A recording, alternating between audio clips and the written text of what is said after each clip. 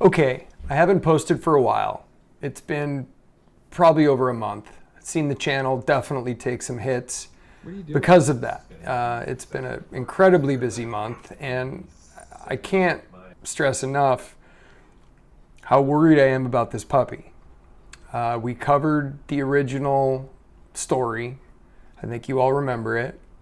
Found her in a parking lot, 3 cages, obviously a puppy mill, and we took her on. And it's been successful to a point, but there's also something I want to cover here that I want to make real clear about these rescue puppies and what causes this damage. We'll get into that right now.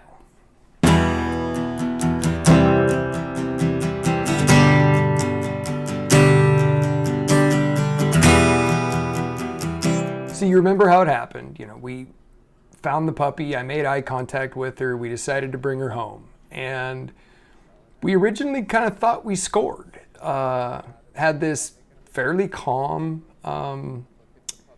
but confident little puppy. I mean, look at her here. She absolutely can be the sweetest little thing in the world. When she's in the mood, she'll sit and just give you the eyes that make you melt. She's cute, she's got great marking, she gets lots of attention, but Lester was really helping early on. He would reprimand her, he would pin her down and let her know, he was kind of teaching her how to be a puppy. But as you can see here, very early on, she was going at Lester really hard, very aggressive, was not afraid of anything. Lester would trap her under the ottoman. When she was a certain size, she could get in there, but she couldn't get out. Lester would figure that out. Even in this clip, I sped this thing up. I mean, he would get on top of this little girl and just pin her to the ground, telling her, stop, bring your energy down, act like a dog, doing his best to really give her the skills that she's going to need to have. Try to argue with me that there might not be a little bit of inbreeding going on with this Rainy girl. I mean, look at this next clip. Seriously. Oh, which way did he go? Which way did he go? Okay, all jokes aside, she could be a little inbred. My guess is it's mostly trauma. But I want to make very clear in this video that raising a puppy like this is like raising a wild dog. She bit me the other night. No idea, it was no chance of even figuring out it was coming. We were on the bed. Rainy had jumped up on the bed. She likes to get herself into a position that she can dominate the whole bed so Lester can't jump up. And we've always played the game where, nope, you give everybody space on the bed. We're a pack here and we share things equally. Well, Lester went to jump up. I went to slide her over a little bit.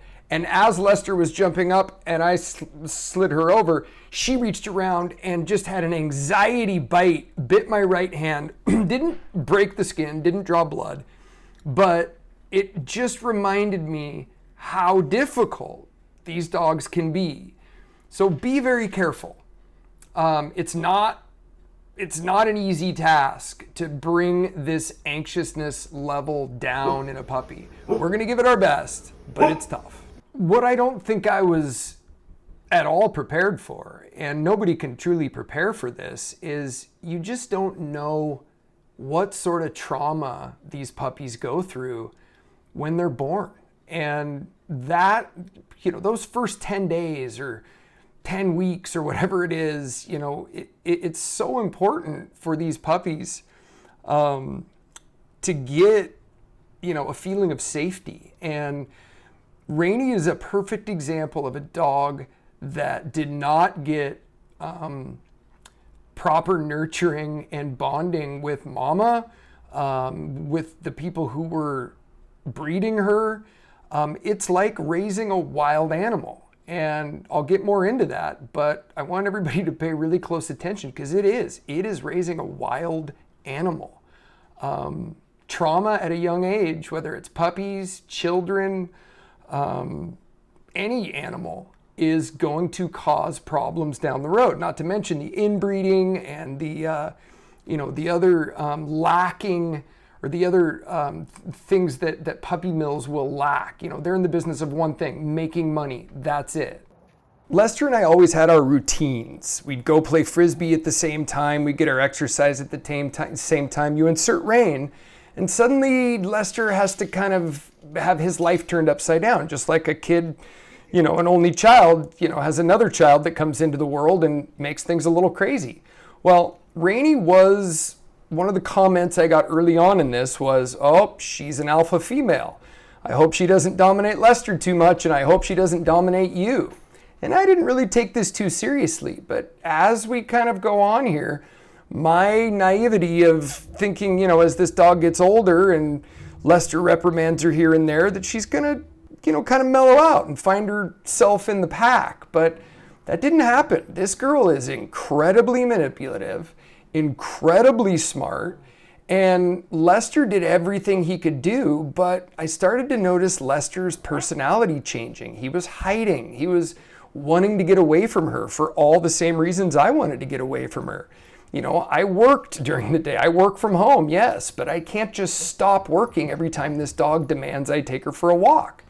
And it's been difficult. It's been extraordinarily difficult. I've never raised dogs. I grew up on a farm where my grandparents had as many as 20 dogs at any one time. My cousin and I had to feed him when we were kids. It was absolute chaos.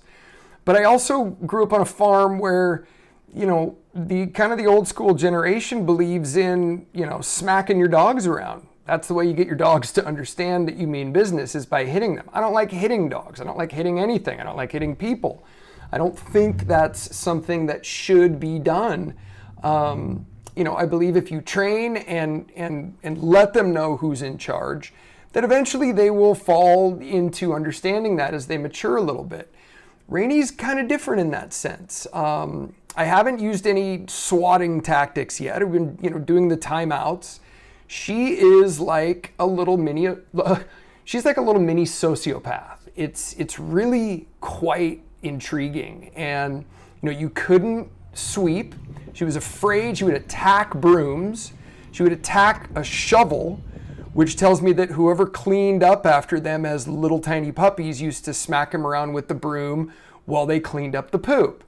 Lots of reasons that can lead to this. She would not be in second place. She did everything she could to absolutely dominate Lester. No end to what this girl would do. The level of anxiety that would build in her. When we get to an exciting place, she couldn't sit down. She couldn't slow the brain down. I couldn't train her because her brain was so filled with, excited anxiety, that it made it really difficult, and it's making it really difficult. And the last thing I want to do is give my good, older, mature dog, a miserable life to have to take care of me. I mean, I can't expect Lester to just, at the drop of a hat, drop everything and entertain this puppy, because a lot of times she's not trying to entertain Lester, she's trying to dominate him. And that gets old. So it's really important that you notice these things. Luckily, I started kind of noticing some of these things in Lester and made some changes. And, it's not getting easier, but I see the light at the end of the tunnel. I have a very demanding profession. I have to focus for hours and hours on end. It's very important I get these dogs on a schedule. They are learning to live with one another. This is them, the other morning, chilling on the front porch like Lester likes to do. She's kind of starting to fit in, but then here's us headed to the park and she can't stand still. She knows where we're going, so it's just front seat, back seat. And I continue to let it happen because I do not want to smack this dog. The Australian Shepherd, what I'm told, they need to be with you at all times. Any second that she is not right next to me, she's either figuring out how she can be or what is trying to keep her from it. I started taking them out about 2 months ago, where I'd get Rainey out of the house. I was confident she wasn't going to run away, put her in more situations where it was just kind of, this is what it's like hanging out with Dad. And that seemed to help. at the park, Lester started not running as much. He almost felt left out because the point was to get her so tired that when we get home, I at least get an hour or an hour and a half of just no whining and chirping and doing her little hyena thing. The one good thing that she has definitely showed a sign of is she does know when she should behave around other dogs. At the dog park, she's very timid. She's not nearly as aggressive as she is at home with Lester in trying to take that alpha spot. She really pays attention to what's going on around her. She knows the bully dogs. She knows to avoid them. She does not chase the ball if she sees other dogs running after it. So she's almost too smart. If I let her take advantage of me, she's gonna take advantage of me. Just like kids, if you give kids too much leash, if there's no boundaries, they will push you and push your boundaries until you give every time. And that's kind of what I started noticing with her is she knew that she could whine and chirp and whine and chirp. And sometimes I will. Sometimes she literally does want to go out. So, every once in a while I'll let her out and she'll run and chase the squirrels. And she's trying so hard to catch these squirrels. I had to stop that. She would just continue to take advantage of me. If you've raised kids, and I'm in the process of still raising kids, and right now I'm kind of paying the price for not having enough rules and boundaries when it came to raising kids. And my oldest really still thinks he can get what he wants by just getting louder and browbeating until he eventually gets what he wants. Because, he's the product of a divorced family, which when that happens, a kid just knows to take advantage of each parent, focusing on one thing, which is themselves. So I had to put an end to this quickly. Lester was starting to change personalities. He was starting to bark. He was hiding. He was becoming extraordinarily submissive. So it was kind of up to me to figure this out. And if you don't, one of these rescue dogs can cause turmoil in your life. My guess is this puppy would have already been given away by one of the families that stopped to, get these cute puppies and, get it for their daughter. There was a couple people there who were getting puppies for their 5 or 6 year old little girl. And yeah, it looks cute, fuzzy, and calm, but it's really not. It's really an anxious ball of trauma and anxiety. And I can't really say enough as to how often that happens, especially with this breed of dogs. We're still going to keep fighting this fight. Like I said in the original video, there's no giving up this dog. There's no giving up on this dog. I'm going to do my very best, short of losing my insanity and my career, to take care of this girl. Lester and I had a very good kind of symbiotic relationship, and it was just him and I and the boys. He knew the routine, he knew the schedule, he was not pushy, he would get enough, but she cannot get enough, and it seems like it's getting worse. This is basically our routine right now. I'm so busy, I can't find the time to get out to the beach very often, to get Lester swimming. I can't find the time to get camping very often, to get these dogs out in the woods. So we do the dog park, which I'm sure a lot of people do. And they're getting a lot from the dog park. You see here, you can see how I throw it for Rainey, and she doesn't really go after it very hard. In fact, she went to try to grab that ball right there, but since there were so many dogs around, Lester, on the other hand, he knows how to deal with those dogs a lot better. You'll notice Lester, if you catch it here in this video, when he gets confronted by a bully dog, he just looks the other way and keeps going about his business, which is what everybody should do when somebody comes up to bully you. He knows how to keep his energy non-threatening while he's in the midst of playing and for him working. Rainey, she's still figuring it out. She finds the ball. I'll grab the ball and see. I throw it here for her, and I'm just trying to get her to run as fast and as much as she can.